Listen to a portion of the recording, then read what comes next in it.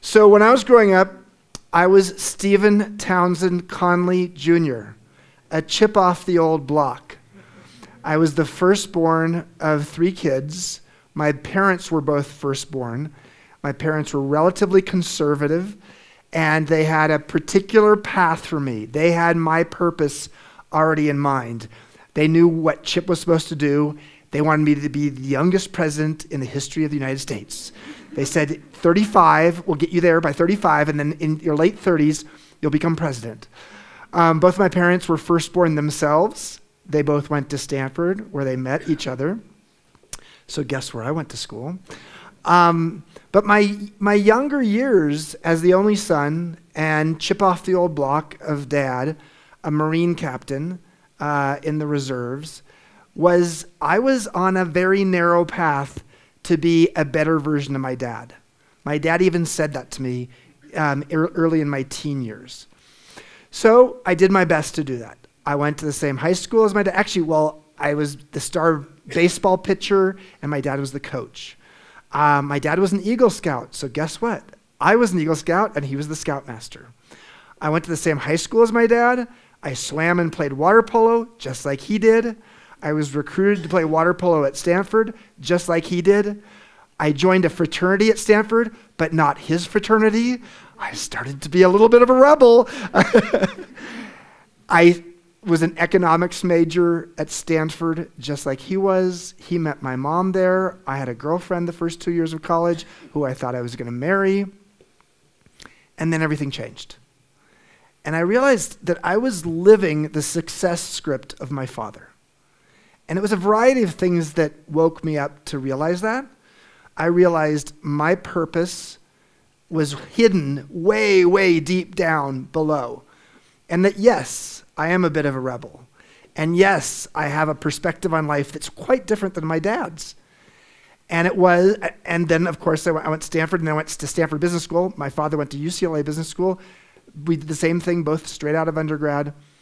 But it was when I was at Stanford Business School, surrounded by other type A people like me, who all were living the success script of their parents, that I came to realize I wanted to take a different path.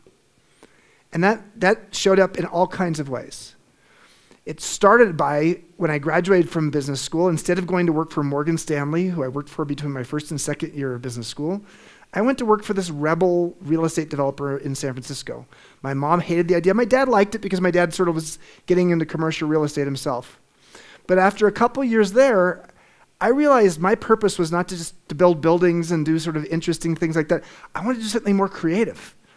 And so I decided at age 26, as Greg said, to start a boutique hotel company. Because back in the mid-1980s, there were very few boutique hotels in the United States. And I wanted to be one of the first. And I love the idea of design, and I love the idea of serving people. And so my purpose was defined by the name of my company, Joie de Vivre. You pronounced it very well, Greg. Joie de Vivre is not a good name in America. Most people can't pronounce it, they don't know what it means, and they definitely don't know how to spell it. And in fact, if you remember back about 20 years ago during when we were going to war in Iraq, and then the French hated us and were like mad at us, and so we stopped eating French fries. We started eating freedom fries, and at that point I'd started Joie de Vivre. It was at that point 16 years old. I started getting emails and letters from lots of places, probably some in this neighborhood here, saying, "We hate you Frenchies, we're going to boycott Joie de Vivre hotels." And I would write them back and say, well, Joie de Vivre's not a French company. We're not based in Paris. We're based in San Francisco. And then I'd get an email back saying, San Francisco, ? That's worse than Paris. So long story short is I started a company where the purpose of the company was the name of the company. Now that doesn't happen very often. Our purpose was to help people feel the joy of life. First, our employees. Secondly, our customers. I loved Herb Kelleher. He was my mentor. He's the 37-year CEO. For 37 years, he was the CEO of Southwest Airlines.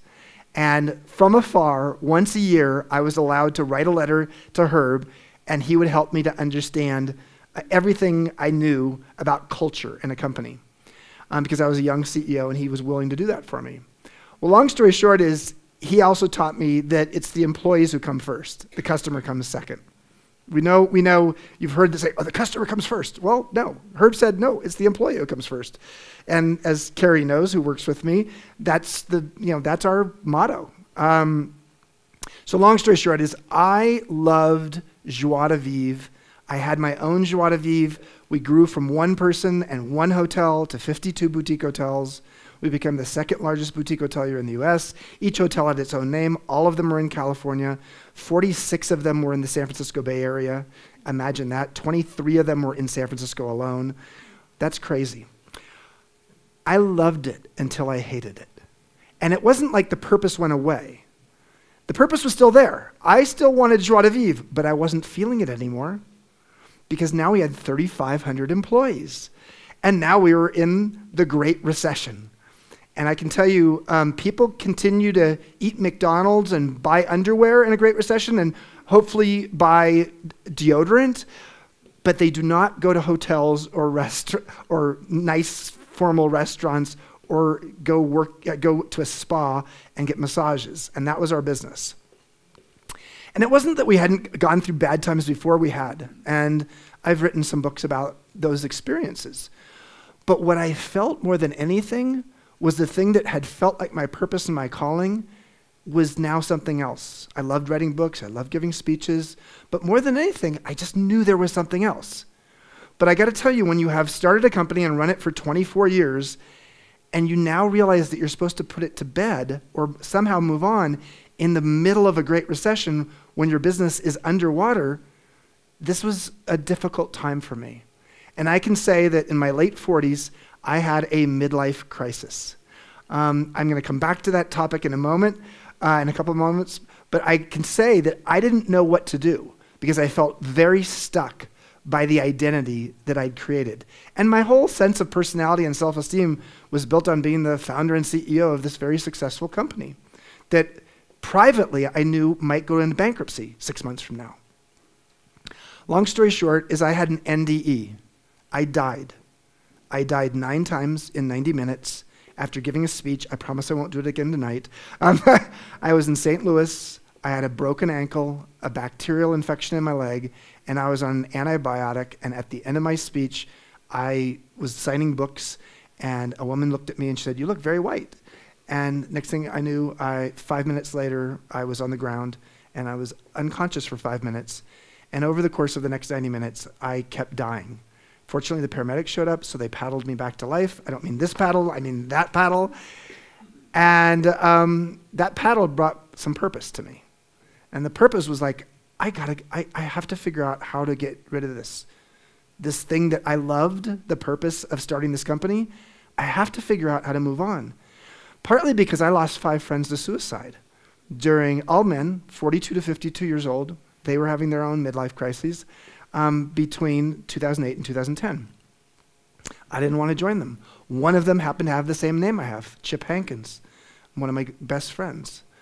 So I was like, okay, I'm going to figure out how to move on. And I did. Over the next 2 years, I figured out a way to sell my company, and Joie de Vivre is now called JDV, and it's a Hyatt brand.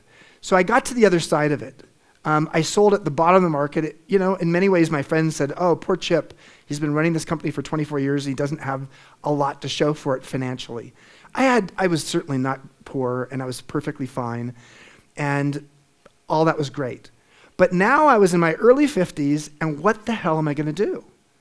How many people have seen the movie The Intern with Robert De Niro and Anne Hathaway? It's such a cute movie. No, not going to win any Oscars, but everybody loves that movie. And so Robert De Niro goes, and he's the senior intern for 70 years old, for a 34-year-old young CEO, Anne Hathaway. At the start of the movie, he says, "Musicians don't retire, they quit when there's no more music left inside of them." Now, I knew there was still some music inside of me. I knew that.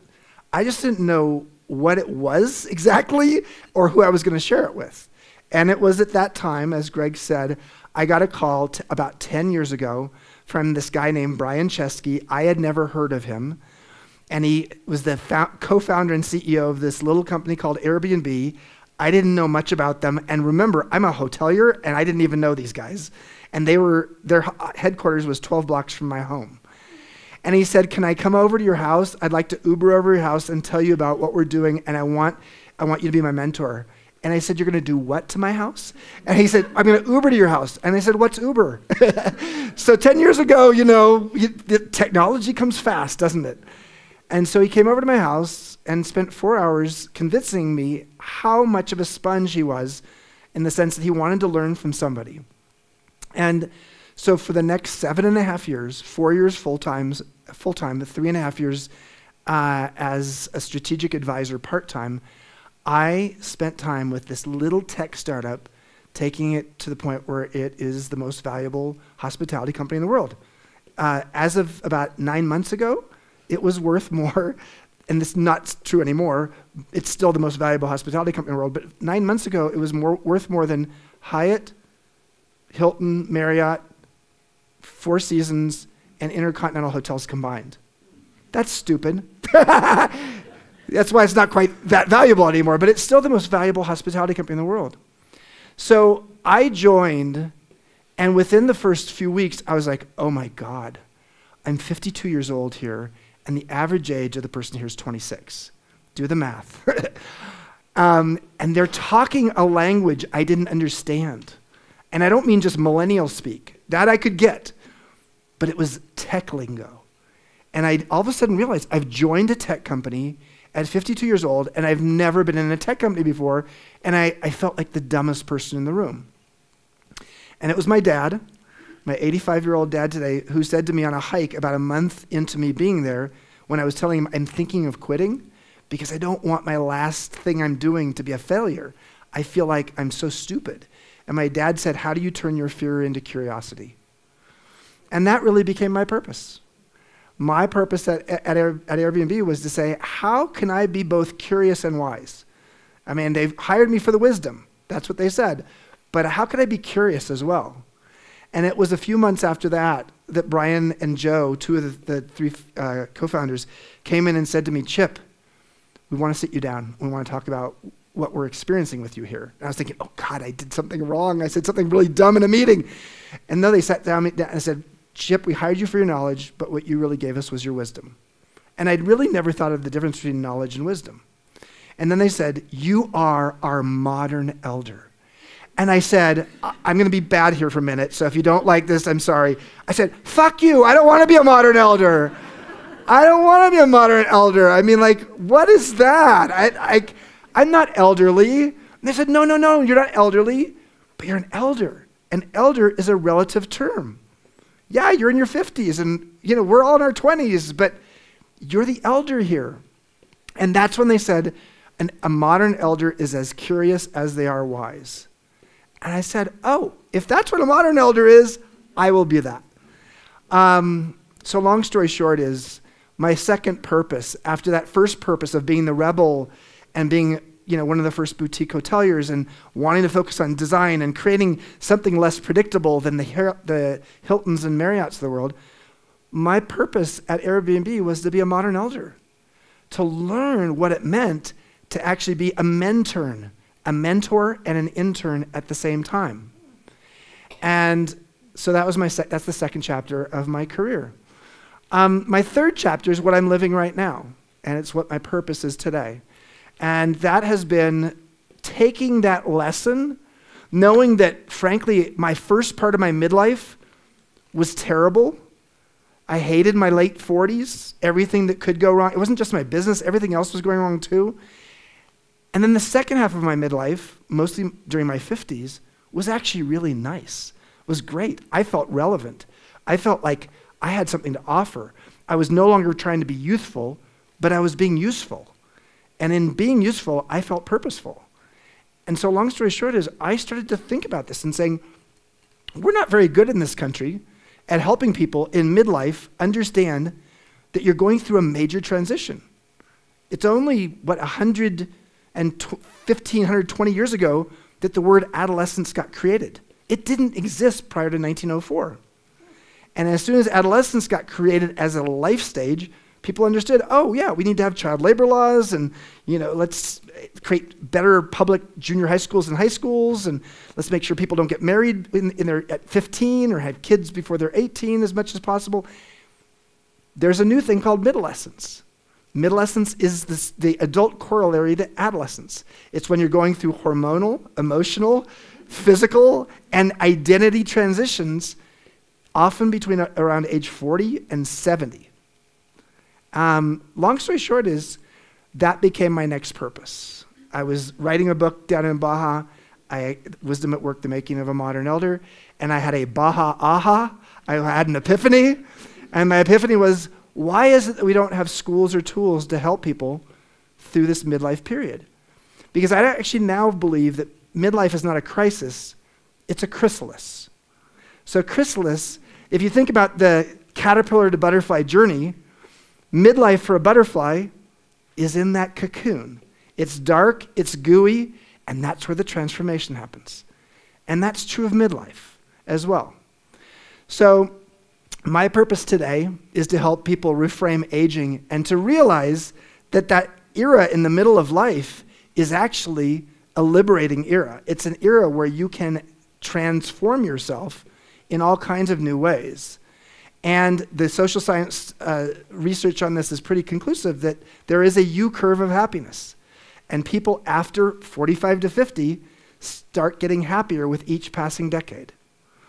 So in sum, my purpose today is to be the co-founder and CEO of the Modern Elder Academy, with its campus in Baja, with its online programs that carry overseas, and with 26 regional chapters around the world. And as of the end of this year, 3,000 alumni from 40 countries, and soon to be 2 campuses in the Santa Fe, New Mexico area, as well as a series of regenerative communities, an alternative to retirement communities. So that's what I'm doing these days, and that's my purpose. And I'm going to let Richard come back up here with me, and we're going to converse.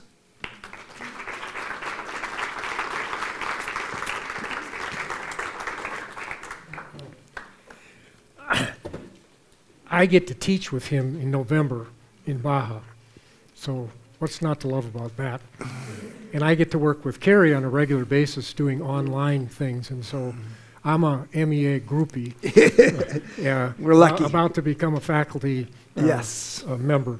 So what we're having here is, if you can picture it, is a fireside chat for a few minutes before we open it up for what wants to have on your end. And I wrote a book a while back called Claiming Your Place at the Fire. Claiming Your Place at the Fire. It's a great book. Where that came from was that since 1983, I've been leading walking safaris in Tanzania, East Africa, sitting around the fire with elders who are in tribes in Tanzania. And one time I was sitting around the fire with a hunter-gatherer elder. Literally, hunter-gatherers, this is a tribe called the Hadza, spelled H-A-D-Z-A, Hadza. His name is Kampala. This guy has never been more than 50 kilometers from where we're sitting around this fire. And I flew over there in an airplane, came out in a Land Rover, was sleeping in a tent. And I was thinking about writing this book, but I wasn't sure what this book was about. And what I noticed in these tribes over there was that the wisest of the elders sat the closest to the fire. Mm. Not the oldest of the elders, but the wisest. How did they know that? Well, they knew it because the same way Brian Chesky knew it when he saw it and when he experienced it, was there was a certain felt presence and felt wisdom that was not, this man is worldly educated, but not educated in the formal ways. So that night I sat around my own fire late into the night after sitting and observing, said, well, where would my place be? Where would your place be? Would it be close to the fire? Or would it be, where would your place be? In different points in life, would they place you near the fire? It wasn't for warmth. It was for that sense of wisdom that comes with that. So claiming your place at the fire is about this kind, like the conversation that you would have with yourself about that and about becoming an elder. And the last point I want to make, and then we'll get at this. So this guy led me in the bush for 10 days. And I wanted to thank him because the Hadza hunter-gatherers own nothing and share everything. And I think that's perhaps a baha aha for many people who come to MEA, is that owning stuff is nice, but it's not it. And so I noticed that the hunter-gatherers, they own nothing and they share everything. I mean literally everything. And all they have is a knife, a bow and arrow, and maybe a honey axe. So this Kampala guy I told you, he's got a knife, but it's been sharpened on a rock so many times that it looks like a grapefruit knife. You know what that looks like? It's like a curve. And so I'm carrying a buck knife in a sheath. I wouldn't know what to do with it if I had to use it, other than to whittle a stick or something like that. So I took it off and I gave it to Kampala, this knife. And he looks at it and he turns around and he gives it to a young guy behind him. And I said, hey, Kampala, that knife was for you, thanking you for, and he looked at me and he said, I already have a knife. And this guy didn't have a knife, and so I gave him, and so uninformed as I was at the time, I said, why didn't you give him the grapefruit knife? You know, I'm doing this through I can do it in Swahili, but he's a Khoisan click language speaker, so we had to do it through translation. I said, why didn't you give him the grapefruit knife? He said, first of all, in our culture, to have two of anything would be the greatest moral breach. Mm-hmm. Then the second thing he said, when I said, well, why didn't you give the knife to, he said, that'll even be worse. You know, giving him the grapefruit knife and keeping the good one. He said, that's not what elderhood is about. Elderhood is about sharing values, sharing perspectives, opening up the whole lens. And so another purpose moment. So claiming our place at the fire, yes. That's why where the fireside chat came about. So I'm curious, with all that's going on with you and your obvious hunger, your curiosity, what keeps you awake at night? We were just talking about that at our... and I'm talking about it from the standpoint of that sense of, oh, I wish I could stay up all night studying this. Not so much the downside, but kind of the upside, what you're curious about. So it could be both. What's keeping me up at night, good and... You want both, good and bad? Yeah, I don't want... You share what you want, but both, yeah. Oh, yeah. So, I mean, I think on the good side, when you have a sense of purpose, man, does it fuel you. Yeah. And it doesn't have to be big. It doesn't have to be saving the world. It could be your grandchild who just was born. It could be, creating that community park.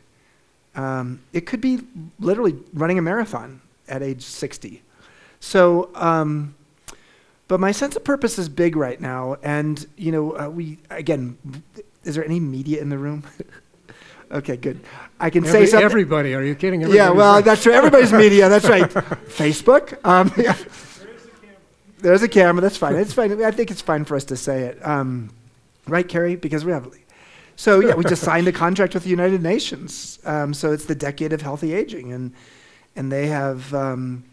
they realized 2.5 years into this decade that they had done very little for the decade of healthy aging. The last decade was about the Sustainable Development Goals, 17 of them, and that got big time. They went big time with that. But they're way behind the times on the healthy aging piece. So they reached out to us, and I feel this weird sense of purpose, like, wow, our message and our curriculum and what we're doing is going global.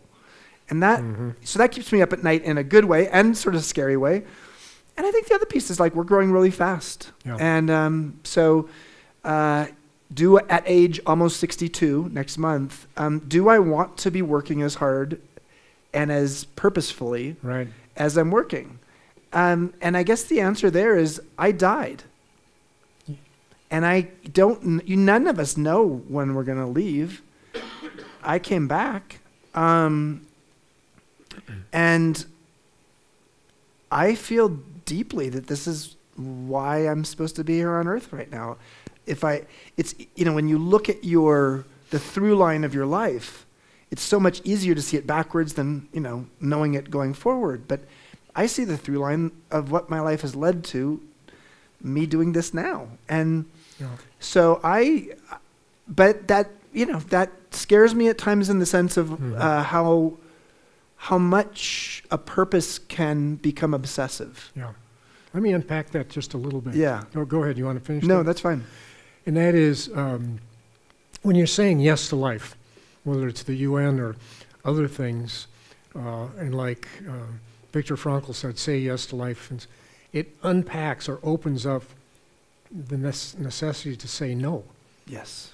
And so, yes, no. and so how do you stop when you're feeling at any age, and how do you take care of yourself and things? No is a complete sentence. And it's one of my wife, if she was here and I asked her about, she'd say, Richard, the one thing you mastered is the decline. And I said, that comes with aging. Learning to say no and mean it in a kind, compassionate way. It's not like no in your face, but it's, no, that's not going to be part of my, and it's not just calendar management. It has to do with emotional connections, because, you know, isolation is fatal. Going it alone, and you've got umpteen relationships across the world, as I know, and I'm So one of the, but how do you, how have you learn to say like no? the default life that you gave up, how do you learn to say no and mean it? Well, I think, you know, I was listening to my friend Adam Grant interview Atul Gawande, who wrote, how do you write, what's his name, what's the name of the book? Being Mortal. Being Mortal. So he said, you know, say yes to everything by the time you're 40, say no to everything after that. I don't agree with that, but I think there's some logic in the sense of the first half of our life is about accumulating knowledge, accumulating friends, accumulating responsibilities, accumulating children, accumulating stuff. And the second half of our life is about editing and learning to be discerning about what it is we want to have along this journey. And I think this is true across all kinds of religions and spiritual practices as well. Mm-hmm. In the Hindu tradition, it's about being the forest dweller later in life, right. So that you really sort of like all your earthly possessions go away and you learn how to be at one with nature. So for me, one of the things that is fundamental is to do each year a full edit. So we do something at Modern Elder Academy called the Great Midlife Edit. And we've had people, in terms of the age of people who come there, average age is 54, but we've had people from 28 to 88. So midlife is a long period. But I do an annual edit, a discernment. So I don't do New Year's resolutions. I do the New Year's edit. And the New Year's edit is to say, what are the things in this next year that and sometimes the people, that I am going to start to, you know, in a thoughtful manner, a compassionate manner, excise or take away from my life. Because if you don't, you end up, the midlife is a marathon. It's a long period of time, and you end up carrying a lot of baggage. And no wonder you feel worn out. And so that's what I do. Yeah, in a longer life, we need to do this edit more than once. We do. And so Mary Catherine you're doing it again now, right? Mary Catherine Bateson, whose parents were Margaret Mead and Gregory Bateson, very interestingly said it in the following way. She says, we have a lot more longevity than we used to. She just passed away, in fact. We have a lot more longevity than we used to. The way we tend to think of longevity is the following. It's like you have a home, and now you have more life, so you have 2 additional bedrooms in your backyard. In other words, more longevity means you're older longer. And she said, that's just not right. She said, in fact, it's not, if we're going to keep that metaphor, it's not about having 2 additional bedrooms in the backyard or having more old years. It's actually creating a midlife atrium. And the midlife atrium is where you spend some time reflecting, just like in an atrium, you have light and air and space, to imagine how do you want to live the second half of your life? Or how do you live the third quarter of your life, the third quarter, or the fourth quarter of your life? But it's the idea of taking a step back and having reflection time. And that's part of the reason MEA exists, is to create a pit stop where people can come and have their midlife atrium. It's almost like a life skill of the 21st century. And you don't have to live long to edit, right? It could be earlier, it could be mid, could How be have late. you done it along the way? Well, in a whole lot of different ways. Let me say that, first of all, let's look at place, where you live and how you live. And so I talk about the good life, living in the place you love, with the people you love, doing the work avocationally or creative or for money you love with purpose. So I unpack each of these each year. And one of the things that my wife and I are having a constant conversation about, I'm 78, she's 74. We're at a point where we love where we live and doing, but we're looking at what's next. You know, where are we going to be? Are we going to stay here? Are we going to go? And so that whole conversation about the great midlife edit, it's not literally unpacking, but talking about it. And when I did the PBS special, one of the things that I offered that millions of people saw that I still get mail, maybe I'll get some from you, was this. I said, oh, this sounds like a lot of work. And I said, hey, go home tonight. So I'm on, TV. Go home tonight, and I challenge you to try this. Take one drawer in your house and open that drawer and think about the great edit, whatever age you are, and look and have 3 piles in that drawer. This is stuff I really want for the next phase of my life. This is stuff I really don't want for the next phase of my life that I can sell or give. And this in the middle, I'm not sure of. Just put it in a box and put a date on it a year from now. And so people said, I get this mail from people said, I went home and I started with a drawer.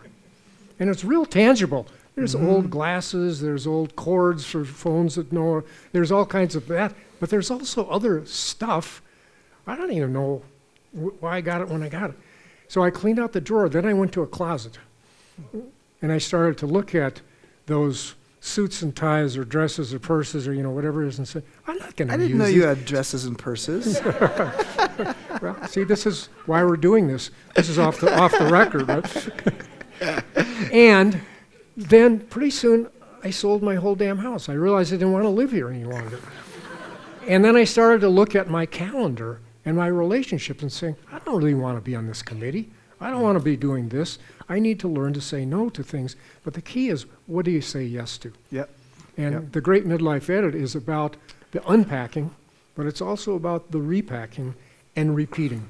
It becomes a life skill, and it actually becomes quite joyful when you start to be liberated from not just your stuff, but that's a tangible place to start. And you're now Santa Fe and other places. I mean, talk about unpack, repack. What's that been like? Well, and before I talk about Santa Fe, and why we even are looking to move to Santa Fe or have an operation there, I want to talk about Phil Pizzo for a minute. So Dr. Phil Pizzo and Richard are both part of our Purpose online course.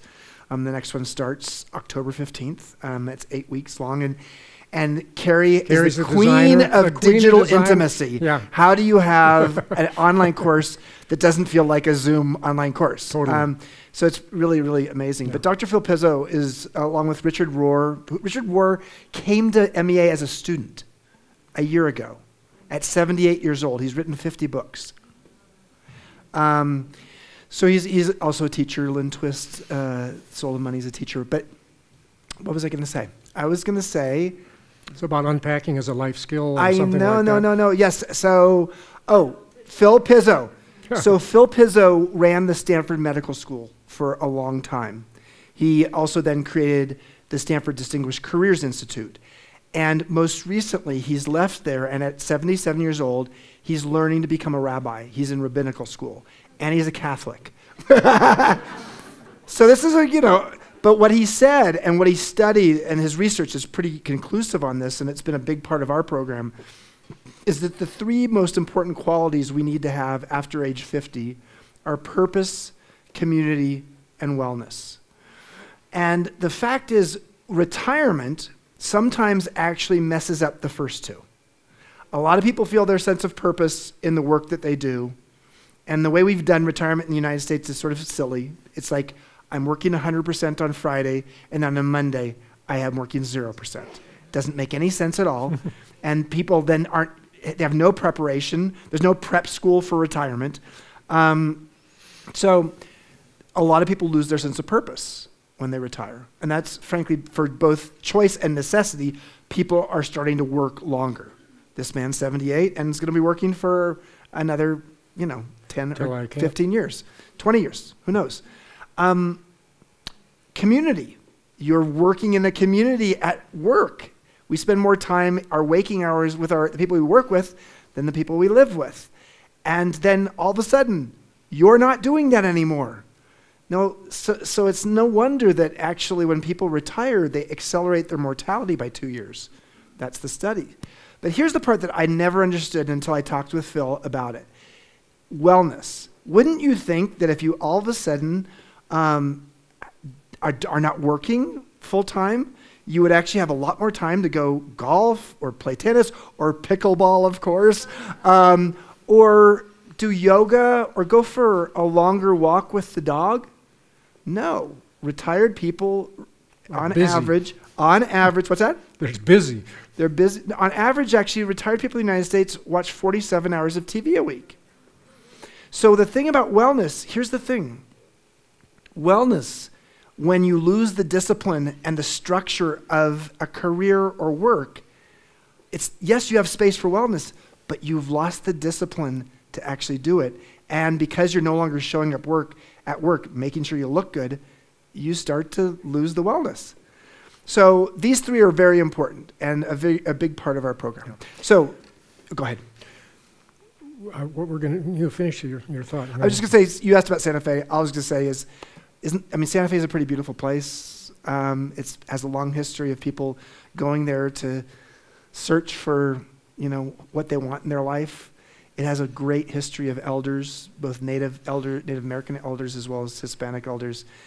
And so, when COVID came along, we said, okay, we're going to keep our campus down in Baja, but our headquarters will be in Santa Fe. And so we have 2 campuses opening there. So, yeah.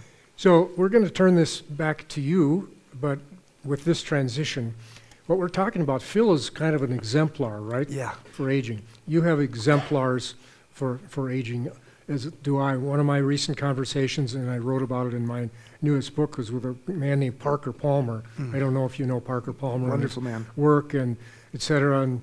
And he said, he's in his 80s. He's had bouts of depression, and he's had all kinds of things in his life along the way, but he says, I can't imagine living without a vocation. And he didn't talk about that as a job.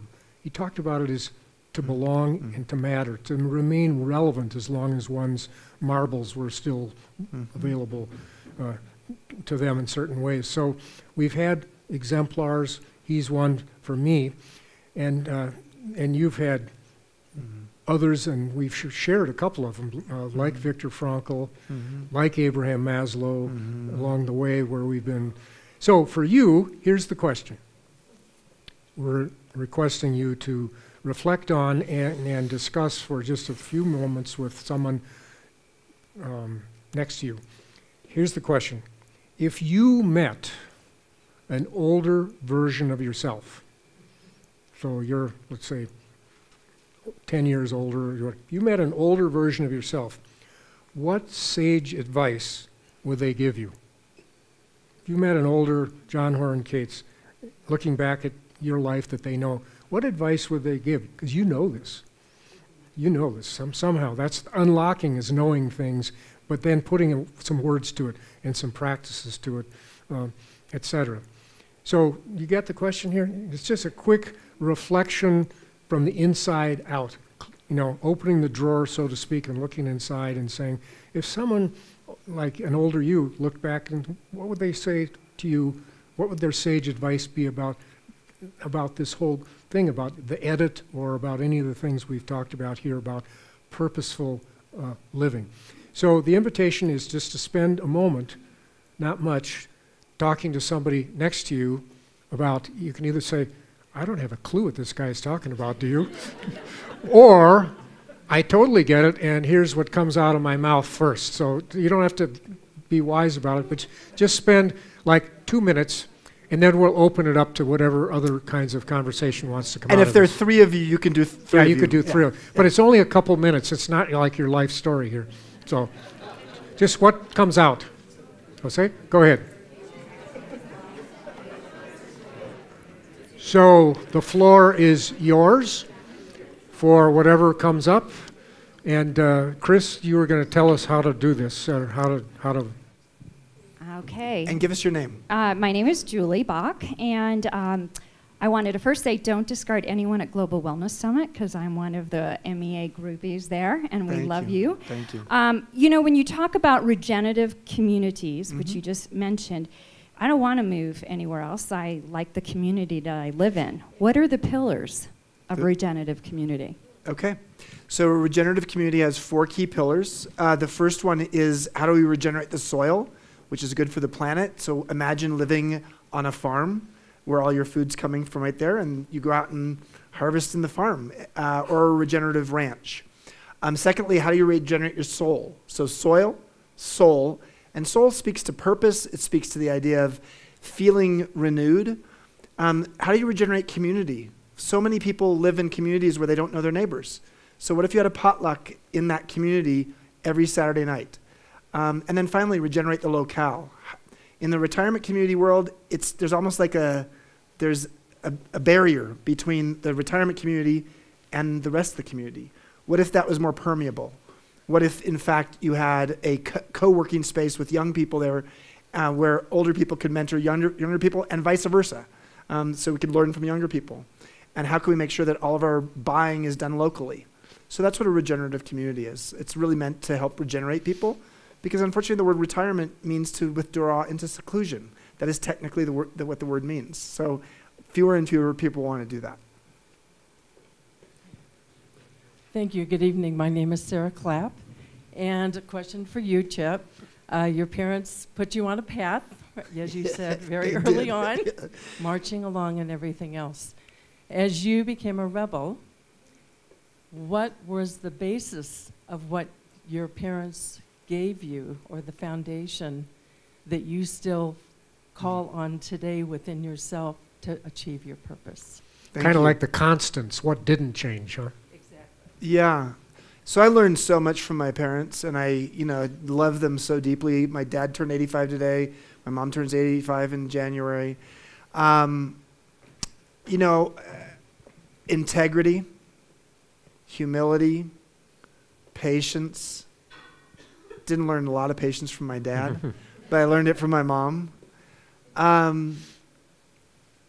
Being generous.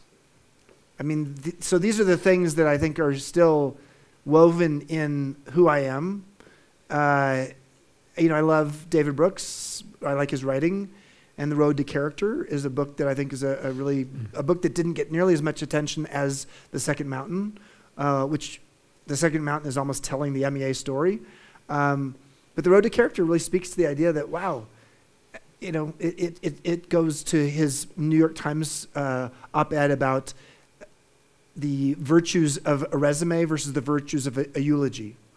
And as we get older, I think we get more focused. We should be more focused, not on our resume, but on our eulogy, on the character qualities that we're exhibiting to other people. Can I respond real quickly to the regenerative thing? And one of the things that I observe now everywhere is this epidemic of loneliness. You can be in community and be in here with a lot of people and feel lonely. Isolation is fatal, as we know.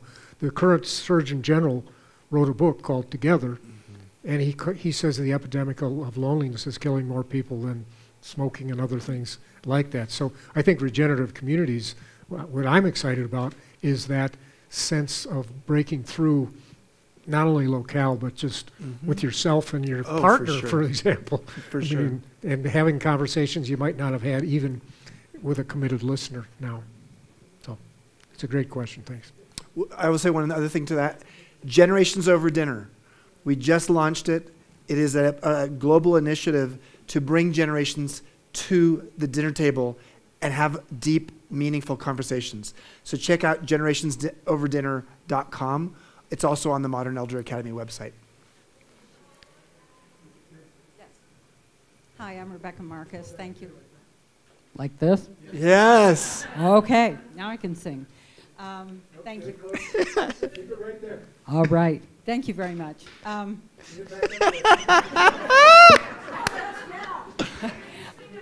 sorry. Yes. I admire that you have talked that your employees are number one instead of the customer. There are many huge corporations who used to put their customers first, and they have changed their mission statements to make, they put their employees first, and now their customers are first. Also, I wonder what your relationship is with Robert Greenleaf, servant leadership. I love that, man. I love the idea of servant leadership. I don't love the title, servant leadership, but I get it. Because I don't think anybody wants to be a servant, but I think the idea of it is exactly correct. And for those who don't know it, it basically means the more senior you are in an organization, it's like noblesse oblige. To the nobility comes the obligation, and that in an org chart means the higher you are in an org chart, the more your obligation is to serve. I wrote a series with Larry Spears, who was the executive director of the servant leadership thing in association or alliance. And the principles are what we've been talking about tonight, basically. And one of the things that I think is really critical, let's say, to be a servant leader, whether you're a leader classically in, it's in a title or anything, is to have a committed listener.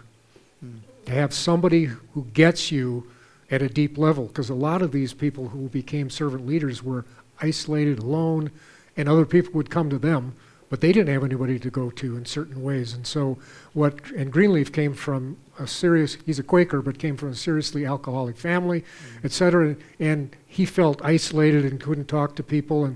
And today, I can't tell you how many people say, oh, thank you for just listening. Yeah. Period. So one of the greatest gifts you can give to anybody is just to push the pause button and just listen. And I think that's the key to great servant leadership.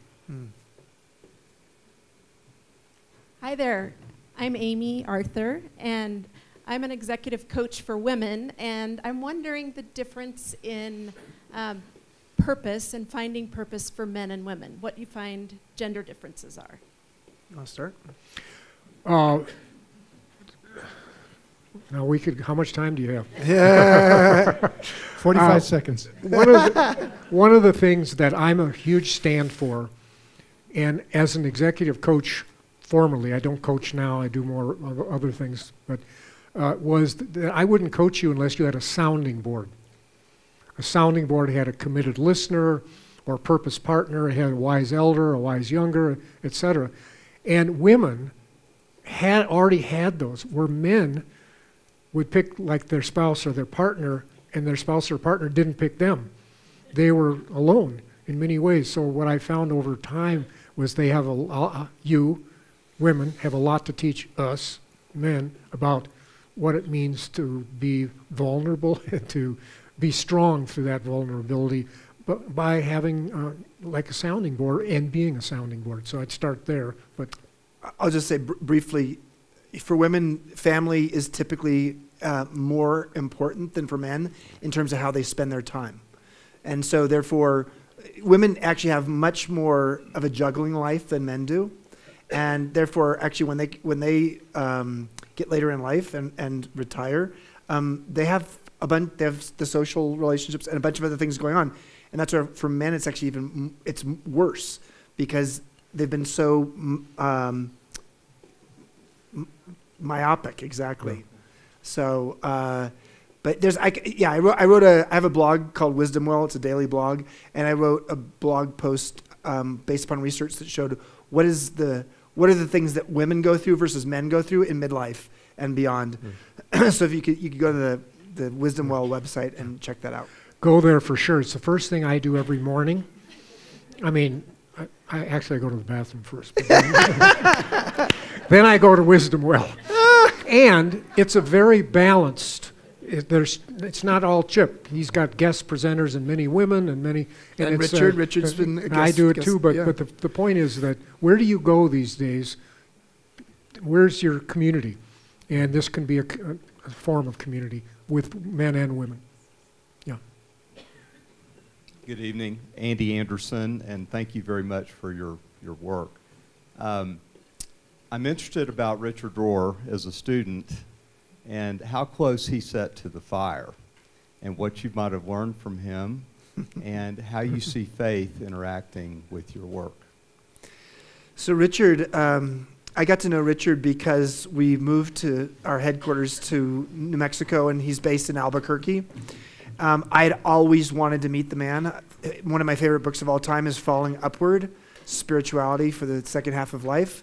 Long story short is he was really curious about MEA. He's a very curious soul.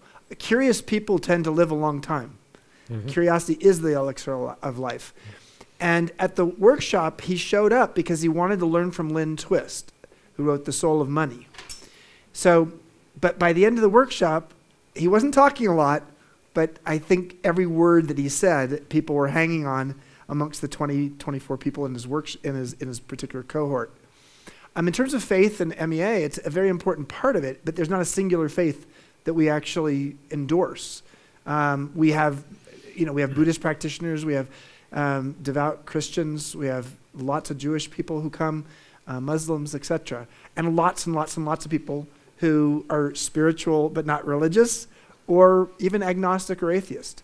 So what we really believe is that, as Richard Rohr said, as did Carl Jung, the primary operating system for the first half of our life is our ego, and the primary operating system for the second half of our life is our soul. And yet we have no operating manual in midlife to understand that's what's happening. So I could say a lot more about that, but I'll just keep it at that. I would just like to hitchhike on that, just to say this, Andy, and that is, I did a great midlife edit, and I was running a business with partners and employees, etc. I took a year off and went to the seminary. I wanted to study purpose and world religions. And what I found is this: compassion is the soul of purpose. And every major religion that I studied in the seminary said the same thing, maybe with a different metaphor or a different language, but they all came that science and faith both agree that purpose is fundamental. And beautiful. Thank you. Thank you. Folks, we have to end our Q&A there. Let's give Richard and Chip a warm round of applause. So. Thank you. Can we sit down? Oh, good. This just fell off. We're getting kicked out, but we're going to sit So, down. some quick thank yous and a few invitations before I hand it over to Chris and we wrap up. We're just a few minutes away. So thank you to Richard and Chip. Richard came in from Minnesota to be with us. Chip drove up today from Santa Fe, road tripped up, and really appreciate. We're so honored to have you both, and thank you for the inspiration and the wisdom and all the gifts you gave us today. So the Vail Symposium is celebrating 50 years this year, as you know, but we as a partner, the Vail Alliance for Purposeful Living, we are celebrating our 1 year. We launched a year ago with an event with Richard, and so we're a startup, bootstrapped, entrepreneurial, and so we're so honored to be able to be part of this event. My colleagues, some of them are here. Terry Minger is here with me, John Horan-Cates. Sarah Smith-Orr will be with us tomorrow. Buck Elliott is traveling, and Art Courier is not here, but thank you, and thank you to the symposium. Chris and Arzu and Katie and Rebecca, Dale, it's just wonderful to collaborate with the symposium. Again, I want to thank Will and Paula, Verity Investment Partners, all the sponsors for making this possible. And I want to thank you all for being here with us tonight. It's really meaningful. Some quick invitations. So this is actually part of a 3-part series that we're putting on. It's the first time we've done this. And so there's tonight, tomorrow morning, here in this room, Richard is going to be leading a workshop. If you want to get hands-on with this stuff, he's going to be focusing on the questions you should be asking to live purposefully. We're going to have round tables. He's going to put you to work from 9 to 11:30. And join us. Go to our website to sign up. Maybe Arzu, you could talk to her if we can, but there's still more room. So we'd love to have you or mention it to somebody else. So we're excited about that, 9 to 11:30 tomorrow. Then, and that's with Richard. Richard and I are going to road trip back down to Denver, where we came from today, and at University of Denver on the 29th. So in 2 days, we're going to do an event with a partner there on the path of purposeful aging with a wonderful partner. So we're looking forward to that. We at the Alliance, we do this with the symposium, these kinds of series. We also have roundtables where we get together in a small group over a year and you go over purpose and values and the traps that we fall into and transitions in a small group. So that's one of our core offerings. We do informal cafe conversations as well. We're going to do a community celebration on October 6th at Four Eagle. If you want to join us, we'd love to have you. It's going to be fun. It's going to be a celebration. So we invite you to join us. And there is a new invitation for you. The folks at Modern Elder Academy who are with us tonight, they came up with an idea on the spot to invite you to something that I think is really exciting. So Carrie, can I hand it over to you for a quick thing? And then to Chris. Sure, yeah, good evening, everybody. I hope you had a good time. I am so lucky that I get to work with Chip and have had a chance to work with Richard. And Chip is a very generous man. So we have a 8-week course called Living and Working on Purpose that starts on the 15th of October. And Chip agreed to give you guys a $300 discount if you'd like to join us. So I'll have information for you. Our website's very easy. It's called modernelderacademy.com. And you can find the online course there. And the coupon is very simple. It's Vail 300. We just made it. I just sent something to my marketing director and said, could you please make this right now? So it should be up in about 5 minutes. And we'd love to have you join us. As Chip had said, we have been curating folks who have an expertise from the CEO of Nike, the CMO of Harley Davidson, Richard Rohr, Lynn Twist, an ambassador from National Geographic, artists, singers, Michael Franti. It was a really cool thing to put together, and you get to learn in a group. And I'm so excited to follow what's happening with the Vail Alliance of Purposeful Living. We share such a deep shared mission. So if you're interested, you can find me, and I'm going to be here tomorrow in the workshop as well. Really looking forward to being with you, Richard. And thank you so much. So I'd like to thank Richard and Chip again. And again, I want to also thank you, and I say this at every program. You heard me mention a couple of our upcoming programs. If you're not familiar with the symposium, please go to our website. As I mentioned, we record all of our programs so you can watch them after the fact. There's no charge. But the best thing that you can do, other than writing us a check, is tomorrow talk to somebody who wasn't here and say, really interesting program last night. Check out what's going on at the Vail Symposium. Check out what's going on with the Vail Alliance for Purposeful Living. Your word of mouth will do. We had an article in the paper. We had, I think, 6 ads in the paper. But your word of mouth will spread what we're doing more than any of those things. If you have any trash, you could help us by taking it out. And please be careful going home, and we'll see you next time. Thank you.